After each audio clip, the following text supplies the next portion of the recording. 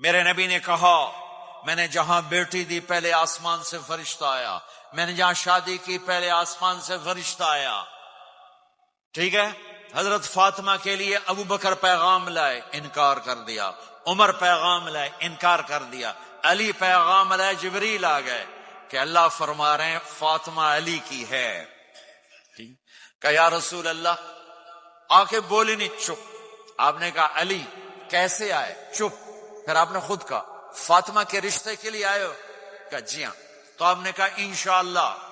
جبریل کے آنے کے بعد بھی کہا انشاءاللہ، یہ نہیں کہا بس ٹھیک ہے ہو گیا ڈن، وہی آ گئی ہے ڈن. نہیں نہیں نہیں نہیں. آپ اٹھ کے گھر چلے گئے، علی باہر نکل گئے. باہر صحابہ کھڑے تھے، کہنے لگے کیا ہوا؟ علی کہنے لگے انکار ہو گیا. وہ کہنے لگے کیسے؟ کہ کچھ کہا ہی نہیں. عبد الرحمن بن عوف کہنے لگے کچھ کہا تھا؟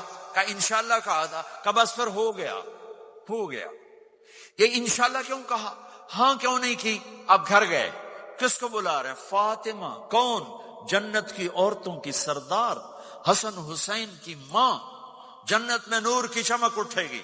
جنتی پوچھیں گے یہ نور کیسا ہے؟ کہا جائے گا اوپر کی جنت میں علی و فاطمہ مسکرائے ہیں، ان کے دانتوں کے نور سے جنت جگمگائی ہے.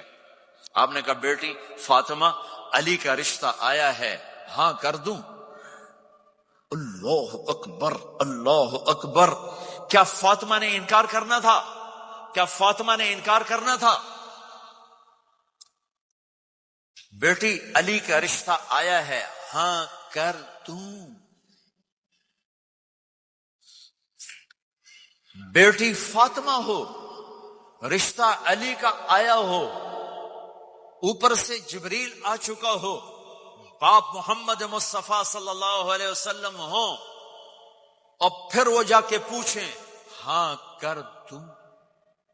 میرے بھائیو مجھے نہیں پتا یہاں معاشرت کتنی کو بدلی ہے، لیکن ہمارے ہاں بیٹیوں سے نہیں پوچھا جاتا، اور دیہاتوں میں بچوں سے بھی نہیں پوچھا جاتا. بات تیرا کر دیتا ہے ہن بھاویں تو من یا نہ من.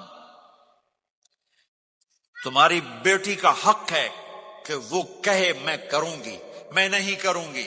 تمہارے بیٹے کا حق ہے وہ کہے میں کرتا ہوں، میں نہیں کرتا. اللہ کے واسطے ماں باپ سے کہتا ہوں جبر مت کرو، جبر مت کرو. بچوں سے کہتا ہوں اللہ کے واسطے لو میرج کے چکر میں مت پڑو. یہ دھوکہ ہے، یہ خواب ہے، یہ خواب ہے.